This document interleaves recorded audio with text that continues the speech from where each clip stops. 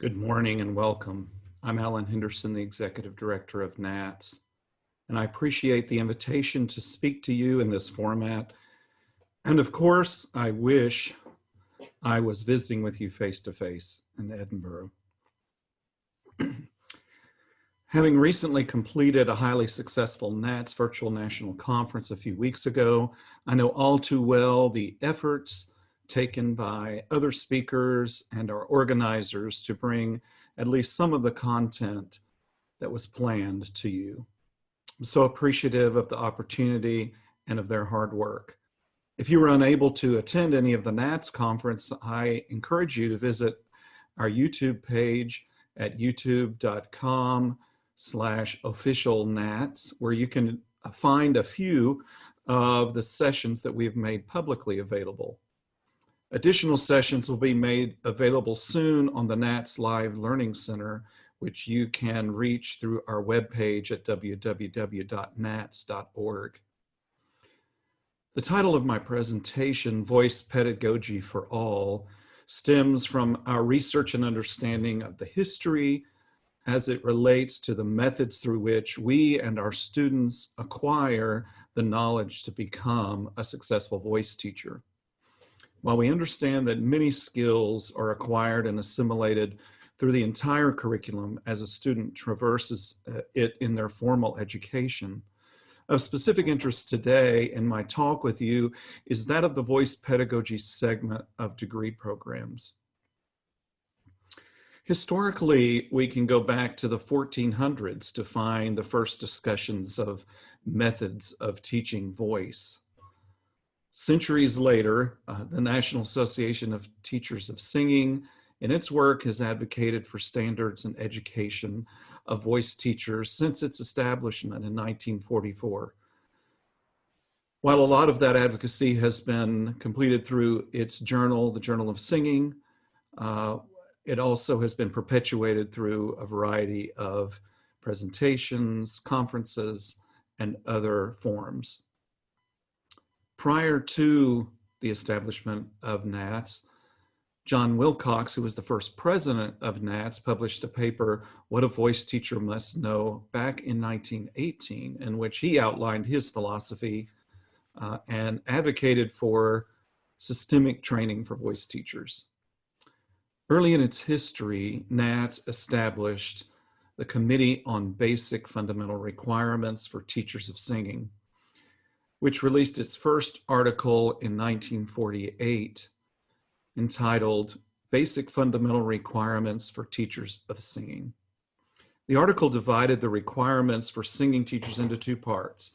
Part one listed the coursework recommendations for universities and schools, and part two recommended courses of study that each NATS region or district could undertake in their face-to-face regional training for both existing teachers of singing and new teachers of singing.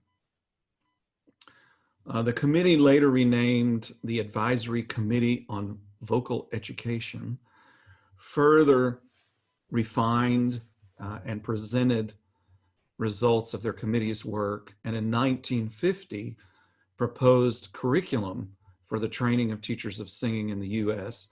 that were mailed to over 1,200 colleges and universities in the United States. By 1959, NATS had established the American Institute of Vocal Pedagogy, a fellowship program in NATS. The program, which was soon renamed the Fellowship Program in NATS, invited singing teachers with or without degrees to become a fellow in NATS or an associate in NATS, which was a midpoint step toward becoming a full fellow. This allowed them to become certified through courses, reading lists, and 14 required examinations. NATS discontinued this program in 1968 due to the program's lack of applicants and the financial instability of the program itself. In doing so, it was stated that Nats had positively shaped the curriculum of many colleges and universities who offered master's and doctoral degrees in voice and or pedagogy. So the influence of Nats clearly led to the establishment of voice pedagogy courses and associated coursework, which we see included in many curricula today. However, between the late 60s and today, we have seen a number of factors impact the effectiveness of those early and successful efforts. Among the most significant of the many factors are the sheer growth of the knowledge base, both scientifically and pedagogically. I'm sure everyone listening to this talk is well aware of the sheer growth of understanding we have about the science of the singing voice, the science of the production of the voice, the pedagogical methods which are effective, and many other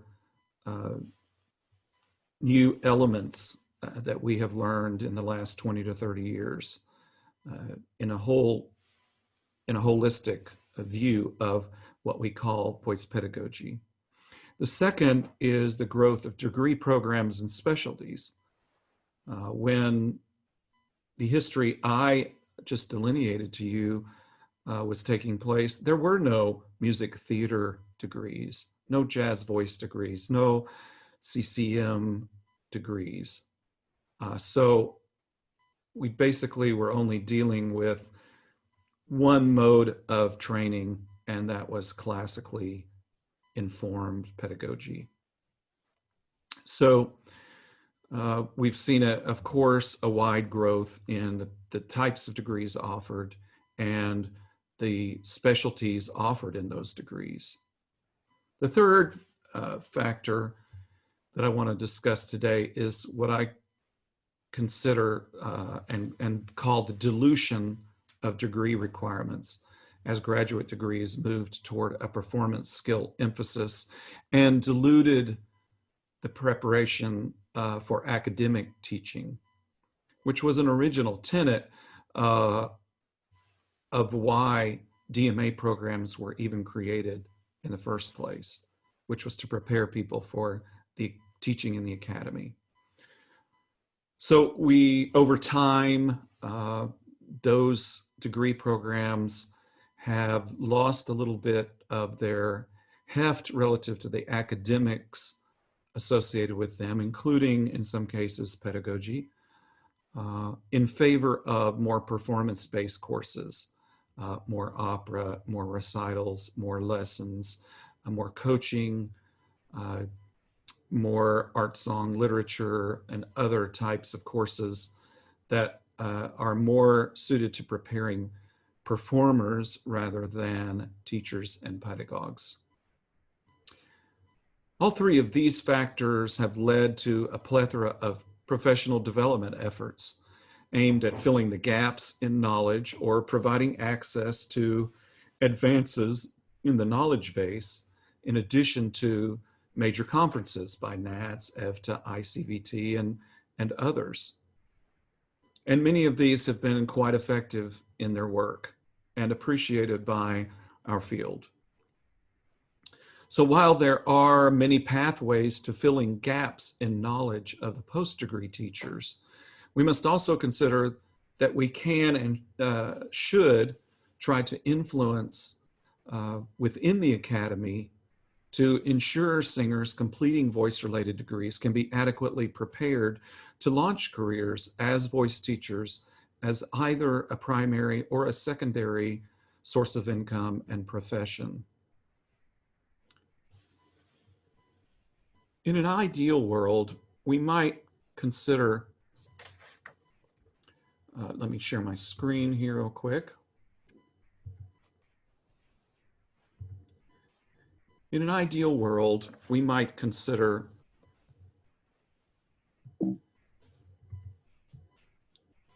a funnel, much like many of our institutions use the admissions funnel model as students apply to their school. We admit a student based on their audition. We provide a specific curriculum, including adequate pedagogical content. We monitor and assess their skill acquisition at various points. And when they are completed that training, at the other end of the funnel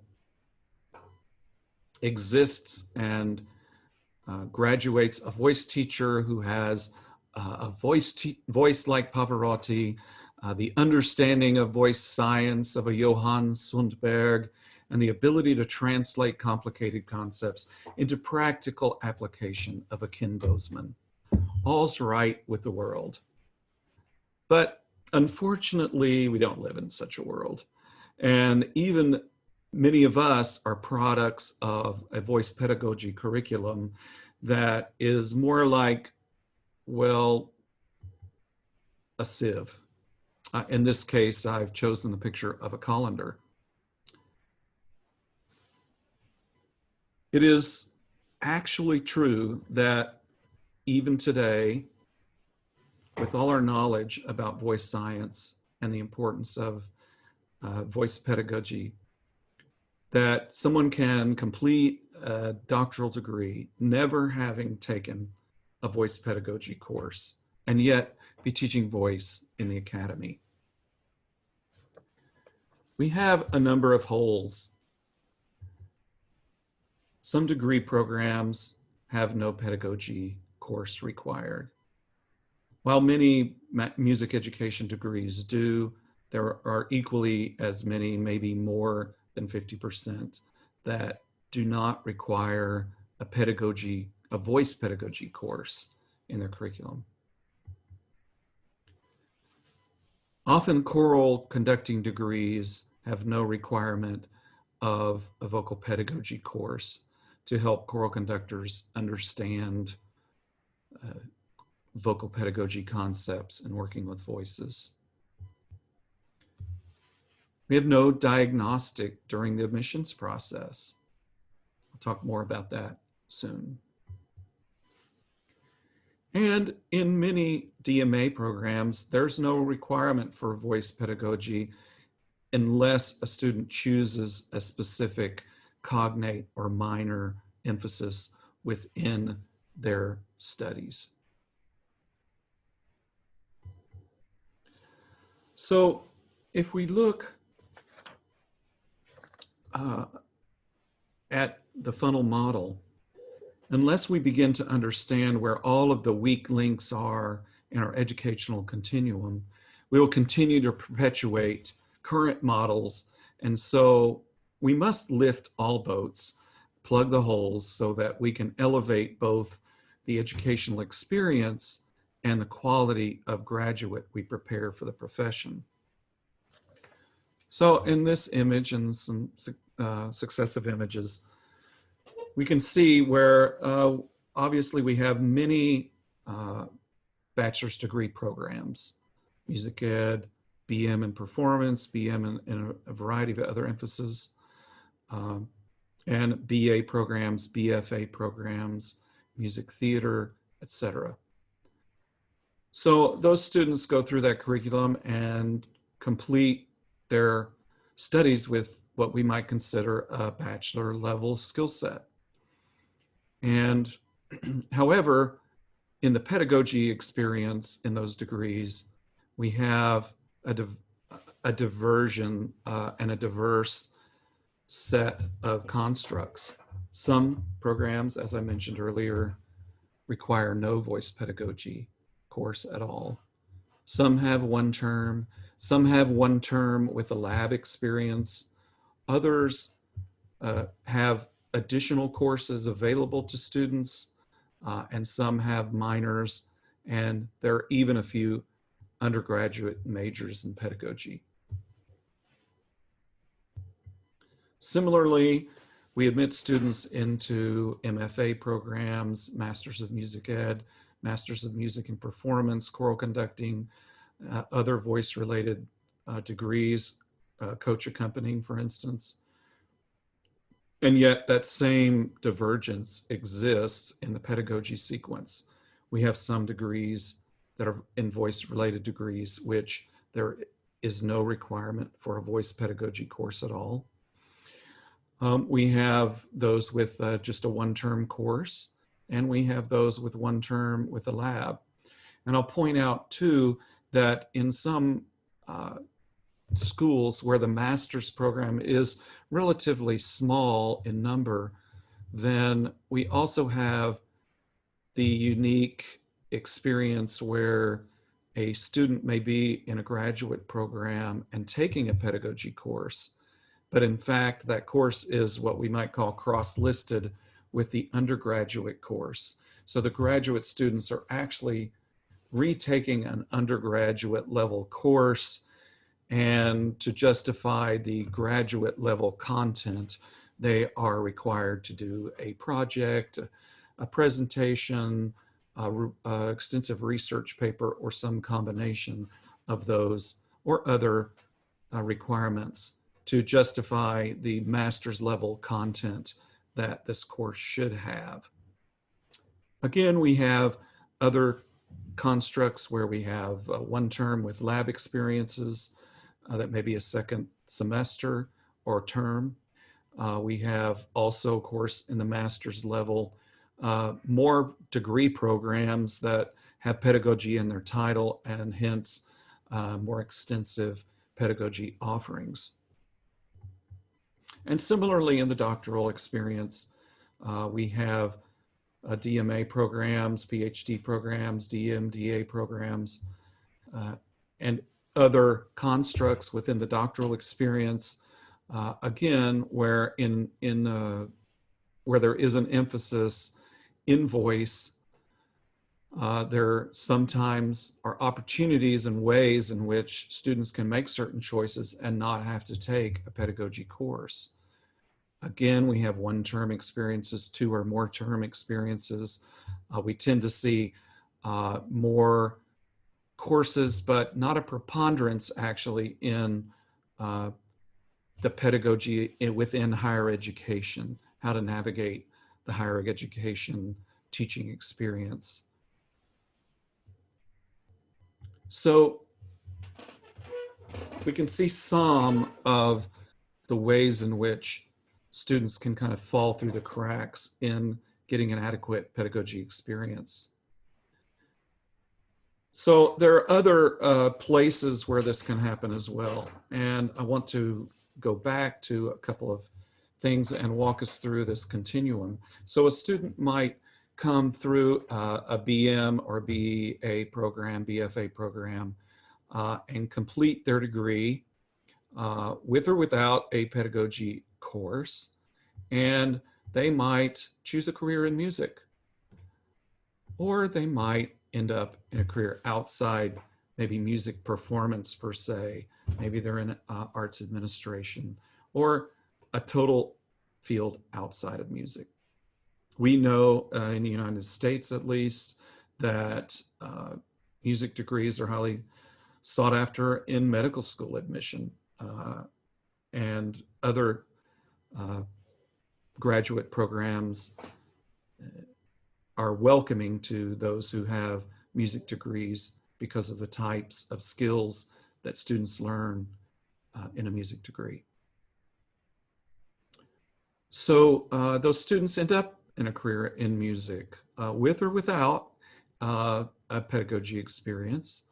Some open studios, some are in public education and teach students on the side, or certainly help coach them and prepare them for a variety of auditions they may qualify for. And so some of them decide, both in music and outside music, I think I will go back and get a master's degree, graduate degree in voice or some related concentration within the voice area. So they audition. They take theory and other diagnostic exams that are required by those programs, but few to none assess the pedagogy knowledge of an incoming graduate student. So this is another hole in which we need to have some careful consideration in order to ensure that our students are successful and they're well prepared for more advanced study in voice pedagogy. So those students are admitted in a master's level program and choose their track, and they successfully graduate, and they're back out in the workforce. Again, either in careers in music or outside of music. Then some of them decide they want to come back and get a doctorate. They think they might get a job in the academy, and they want the extra training to make them qualified for that. They audition again. They have theory and even more stringent history and sometimes piano proficiency requirements and even language assessment. But once again, few to none require a diagnostic of a student's pedagogical background and knowledge of voice pedagogy.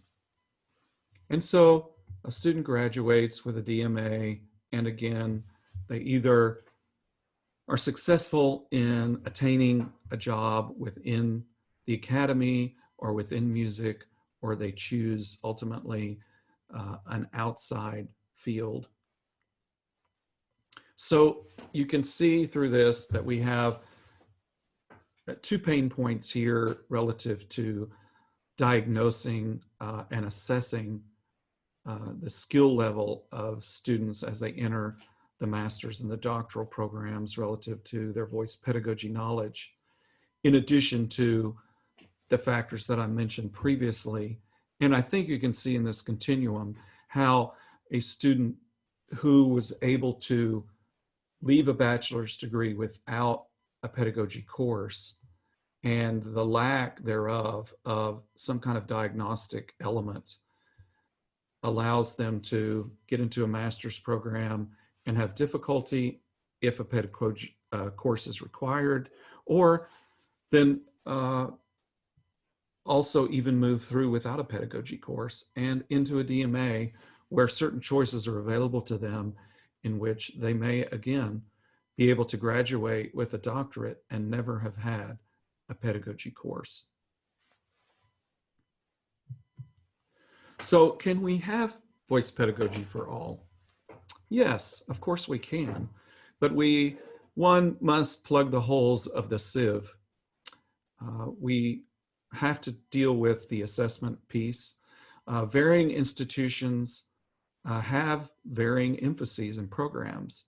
And one of the things we must be cognizant of course, is that we have degrees that are being offered at small liberal arts institutions, all the way through doctoral granting, research intensive and research one institutions. So we are offering degrees in a wide continuum of institution, and the ways in which we construct voice pedagogy in those settings must, of course, be cognizant of those settings, but also careful to preserve the continuum which we hope students will have as they move through different degree programs. Most programs have room to reconfigure. Obviously, these are difficult conversations in many institutions where kind of battle lines are drawn when there are proposals to move some hours from one area and give it to something like voice pedagogy. So it does take some convincing. It takes a strong case in order to do that. We need more information, or there is more information than we could possibly teach in one semester of pedagogy. We all are aware of that. And yet many of us are still teaching in the construct that has been going for years and years, and using some of the texts that are available to us, but aren't quite as comprehensive and inclusive of the knowledge base that we have available to us today. So we have to be careful about how we construct these courses. We must understand how can we tier the information to create a continuum that results in highly qualified graduate degree recipients. We don't want to just be rehashing at the master's level the same course content that undergraduates are being presented. And if we admit a student at a graduate level who does not have a voice pedagogy course at the undergraduate level, we should be prepared to have remedial efforts available. And there also are other questions about, should we have a lab experience at the lowest level? Some people do, some people don't. They don't have the room for it in the curriculum. They've made priorities, other priority choices in order to effectively deliver the course material. So I want to let you know about some things that are coming soon. NATS has convened a summit. Actually, a bunch of voice pedagogues convened this summit over the last 5 years. They've met twice, and most recently, we met in Los Angeles.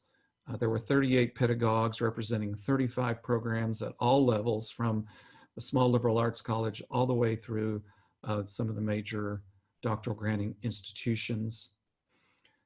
They've been discussing how we prepare teachers of singing and what the construct should be and what the skill set we should offer and what we should require and hope that emerging voice teachers will have.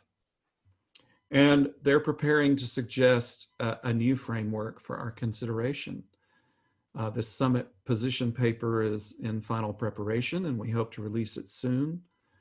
But it does suggest a new framework, not so much in this paper a list of specific courses and topics in those courses, but more helping us understand both the skills that we bring to a teaching situation from our own setting and our own background as teachers, the needs of the student and their learning style and the ways in which they acquire skill and information, and also some of the knowledge base, of course, that we know is extensive and how that knowledge base can be delivered.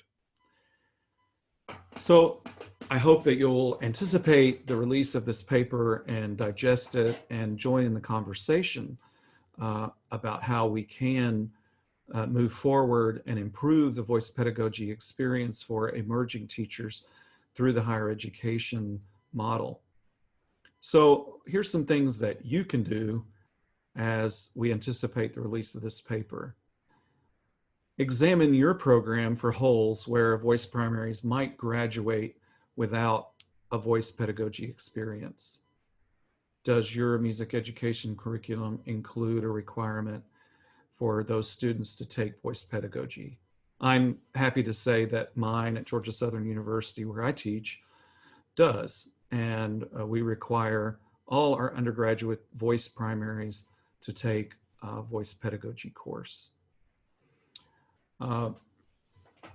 Advocate for revisions to the curricula. Some of these specifics may not be known yet, but beginning the conversations about the importance of this for all of our colleagues who teach in voice primary areas within our university or college will help pave the way for future discussions where we begin to talk about revising the actual curriculum. One of the easiest things I think that you can do is to begin to develop a process for entering students that includes assessing their voice pedagogy knowledge. Now, whether that's a diagnostic exam, an interview, or other method in which you feel like you can assess their knowledge and ensure that they will be successful in a graduate level pedagogy course, or whether they might need to take the undergraduate pedagogy course as a remedial effort, is something you can discuss internally. But I encourage you to make sure that you have those processes in place, because actually that's one of the easiest things to solve and to do that will immediately improve the ability of students to have the adequate skills that they need. Develop remedial steps for those who lack adequate knowledge. I just talked about a remedial course. Perhaps it is taking that undergraduate course in their first year of their graduate studies before they take the graduate course sequence. Maybe there are other opportunities that you can provide them access to certain online content which brings them up to speed, and other methods in which you can develop to ensure that the student is prepared for the graduate level content. I also know the difficulty of justifying a graduate level course that is separate from a cross-listed undergraduate level course in voice pedagogy, especially when at the graduate level you may have a small enrollment. But I encourage you to fight that good fight and work hard to develop a separate course and separate course content so that you can begin to think about the continuum of knowledge and the depth of knowledge that you want to expect a graduate student to have. Also engage in conversations around this new framework when it's released, and how that might result in a revision of course constructs. I'm sure that once this is released, we will have a number of conversations, and then we will launch into various future conversations about how this framework might impact how we construct course content. I really want to wrap up by thanking you for this opportunity to talk with you today about voice pedagogy for all. I do think that this is an area where we can have an impact, have a positive impact both on our students, on our programs. We can elevate the level of knowledge that we're able to teach, and the depth of knowledge we're able to provide our students.